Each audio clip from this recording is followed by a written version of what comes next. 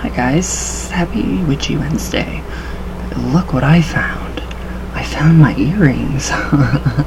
They were stuck to my fucking bedpost and it was completely like magnetized, and so yeah, just totally pulled the bed out this morning and found it. Happier. So on to the Egyptian gods again. So we have Geb now. So, and this is synonymous, I can't say that word either. Synonymous. Basically, it's, it's Seb.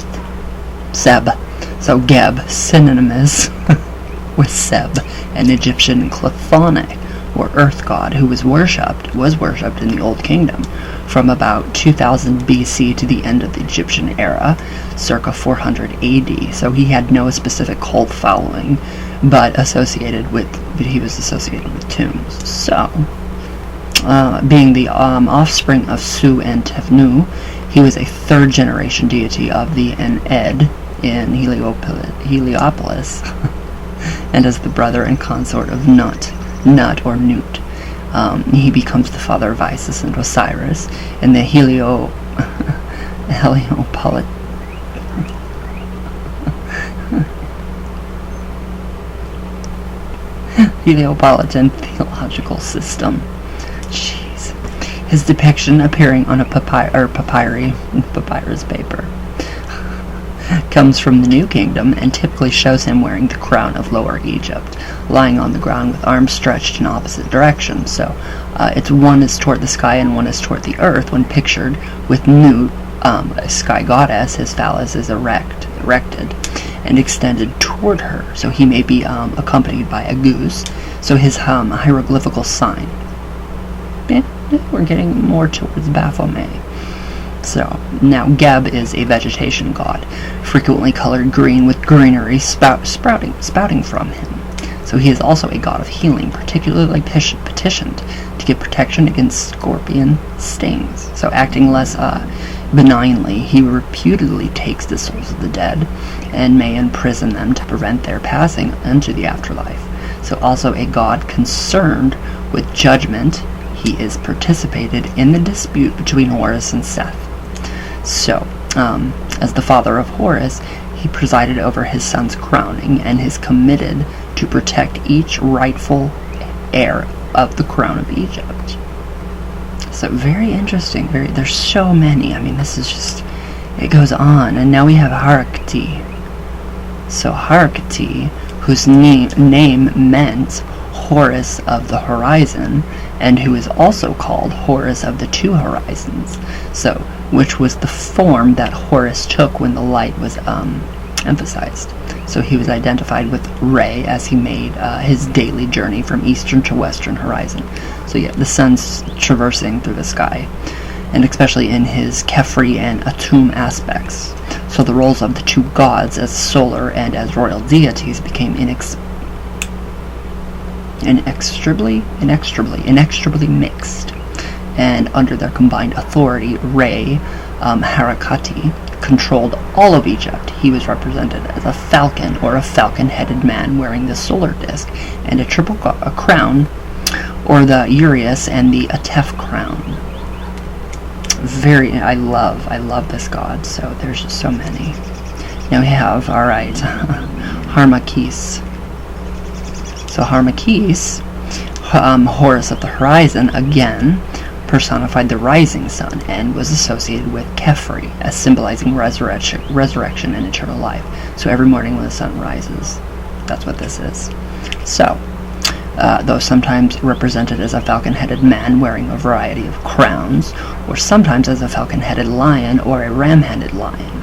His most famous representation was the Sphinx of Giza, so a vast man-headed wearing the royal headdress and the Urius. So this was sculptured out of living rock near the tomb of Khephren. So a pharaoh of the 4th dynasty, the face being in his image. Sphinxes were usually identified with the pharaoh in his most immortal aspect. There are so many different connections to these Egyptian gods. It's crazy. So Harmakis was considered to be not only the sun god as Horus, but also the repository of the deepest wisdom. So Thutmosis III in the 18th dynasty told how, when he was a young prince out hunting, he chanced to fall asleep at noon in the shadow between the great paws of Harmachis and of Giza. So in his dream he heard a voice saying, "Behold me, my son, Thutmosis, I am thy father, Harmachis, Atum Kepri. Thou shalt assume the white crown and the red crown upon the throne of Geb." The god continued explaining that he would obtain the throne for Thutmosis, provided that he in return would remove the sand that had over the centuries half buried the Sphinx. So Thutmosis rendered his service to Harmachis, and thus in due time became pharaoh. So that is under the protection of Re Harmachis rather than Amon-Re. So began the movement against Amon-Re that would culminate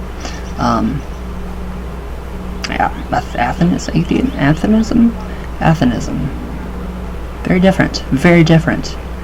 Alright, now all of these look so much alike. Herois.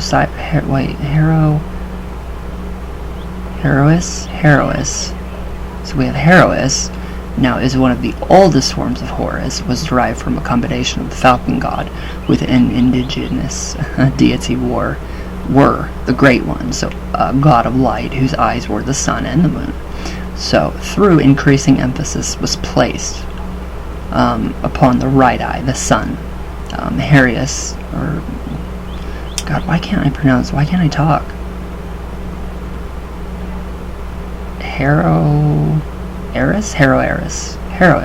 Herois was worshipped as Mekenti Urti, he on whose brow are the two eyes, or on moonless nights as Mekenti Entry, he on whose brow there are no eyes, in which aspect he was the patron of the blind. So Mekentry or Hormetry was represented holding his hand,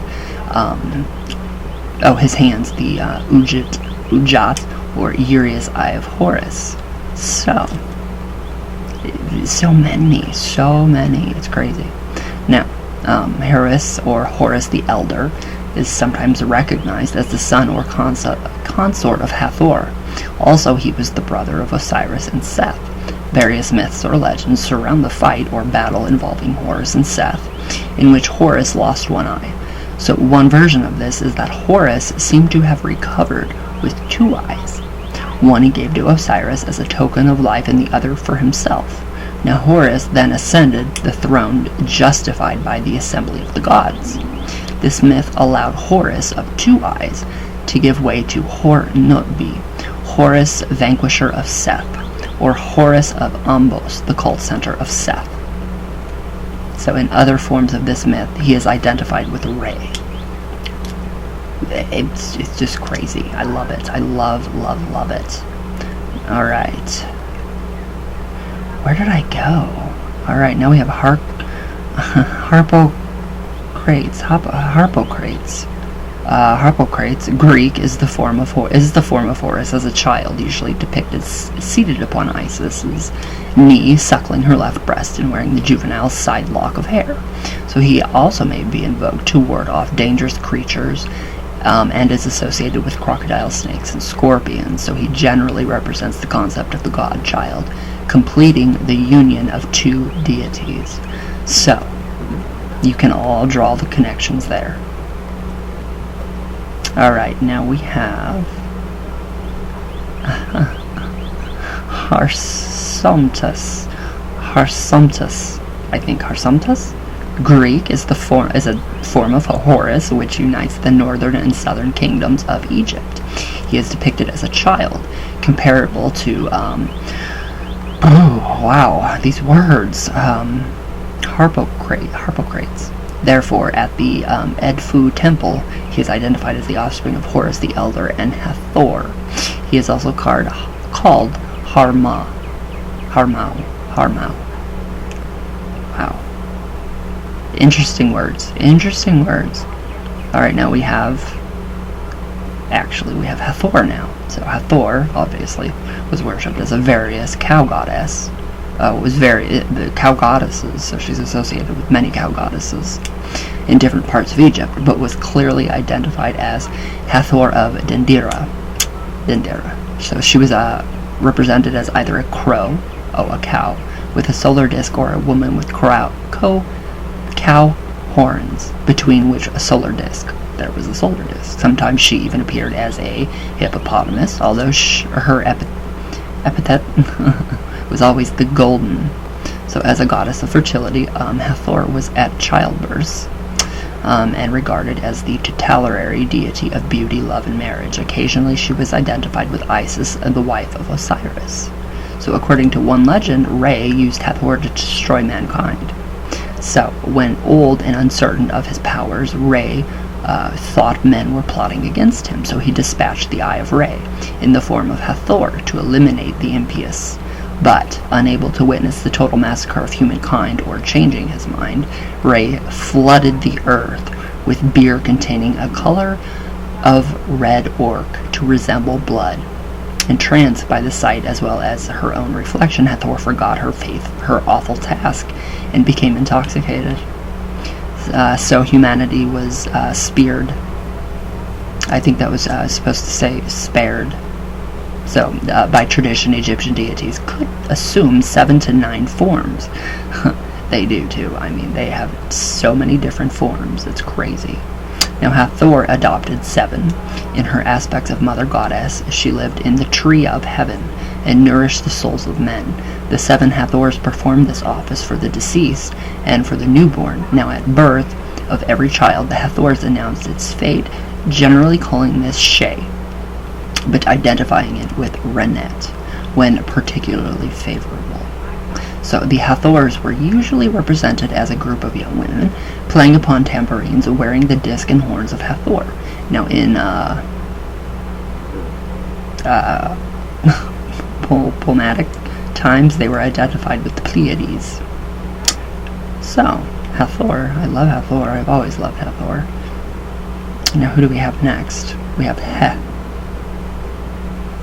Okay, so He is a primordial Egyptian god, one of the 8 Egyptian deities composing the Ogdod. So in the theological system was represented chaos. So his consort was Hehet. So he is one of the 4 masculine deities who had heads of frogs representing their apparent self-creation.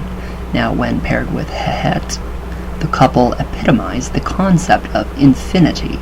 So anthropomorphized as a baboon, a baboon, he is depicted as greeting the rising sun. Also frequently he is depicted as kneeling on a basket that symbolizes the hieroglyph of universality. Jeez. He may carry the Ankh symbol and hold palm rubs in each hand. Connections, connect the dots, all of them. So now we have Hehet. Hehet, or Hot, was a primordial goddess, one of 8 Egyptian deities composing the Ogdod in the Hermopolitan theological system, who represented chaos. Her consort was He. So she is one of the 4 feminine deities who had serpent heads representing their affinity for the depths of the earth when paired with He. So the couple epitomized the concept of infinity. So anthropomorphized as a baboon, she is depicted as greeting the sun, the rising sun.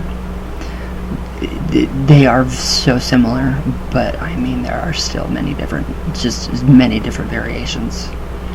Alright, now we have Horus.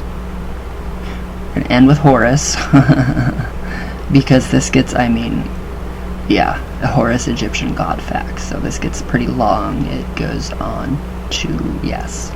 So Horus obviously is one of the most universally important gods of the Egyptian pantheon, which is attested to by the earliest records. Now, according to legend, he was born at Chemis in the Nile Delta region. His father Osiris was already dead, murdered by his brother Set. and his mother Isis conceived Horus by magical means, a complex genealogy recognized him as Horus, Horus the child, and Horus the elder. Now in legend, he was the first ruler of all of Egypt after an 84-year struggle with his uncle Seth. Wow. So, he was the falcon-headed sky god, usually depicted wholly as a hawk, or in human form having a falcon's head. According to tradition, his mother raised him in secrecy in the papyrus marshes of the Delta. Therefore, he is also recognized and depicted as a falcon standing atop of a column of papyrus seeds. Now, as Horus the child, he is drawn naked with fingers in his mouth. So, Horus is a form of the sun god. The alternate name, Harakti or Hermakis, translates Horus on the horizon, of the horizon, and he is occasionally depicted as a sun disk mounted between falcon wings. He once symbolized the kings of Egypt, and in the earliest dynastic times, the ruler was a follower of Horus, but by 3000 BC he became Horus in life and Osiris in death. Is it complicated yet? Alright. Harpocrates, Horus is depicted naked and being suckled on Isis's knee, and he often appears on amulets extending protection against lions, crocodiles, snakes, and other dangerous animals. So, as the adult son of Isis, Helios, he performed the opening of the mouth ceremony on his dead father Osiris and revenged his father's death. That should be avenged. Regaining the throne of Egypt from Seth. Horus can also be the son of Horus the Elder, Heros, and Hathor. Yeah. Well, it's a little different. So now, the significance of the Eye of Horus arises from the legend of Isis, sister and wife of Osiris, who conceived Horus by magical means. According to this Egyptian legend, Isis took refuge in the marshes of the Delta, where she gave birth to Horus and raised him in an almost complete secrecy. So, when reaching maturity, Horus sought to avenge the death of his father in a single combat with Seth, his murderous uncle, and lost an eye. Seth was killed or emasculated and therefore judged by the loser by the assembly of gods. Now, although Seth restored the eye, Horus gave it to Osiris and replaced it with the divine serpent, so thenceforth served as the emblem of royalty. Horus, the falcon-headed sky god, succeeded the anthropomorphic god of vegetation, Osiris, as the king, the pharaoh of all Egypt. I love it. I love this. I don't know why, but I do. I'm glad that you guys like the Egyptian mythology and the Egyptian gods pantheon, the Neteru. Yes, very much so. This legend actually possesses archetypal significance. So just as Isis was the archetype of the dutiful and mourning wife, so is Horus, that is the dutiful son. So originating in Upper Egypt as a solar deity, he was perhaps identified with Re. On death, Pharaoh was thought to become Osiris, and his successor Horus and Re. It's so interesting just to see. So, it's just, wow, we have a lot more to go. I mean, we have a lot more to go. So, we're going to stop with Horus today. We've gone over many aspects of Horus. So, one amazing god. Just one amazing god. When we were doing the magical, what book is that? High Magic. 11 Lessons in the Magical Art by Donald Michael Craig. When we were doing that, that gave us, when we woke up, we would give salutations to the sun, to Horus rising. So you guys can actually find that information way back in the videos. If you need to know that, you know, how to do your sun salutations throughout the whole entire day. And it's based on Aleister Crowley, you know, because he did use a lot of Egyptian, you know, magic, mythology, and the gods. But seriously, it is incredible. It really is very incredible to just soak in all of that knowledge for the Egyptian deities, because they are crazy amazing.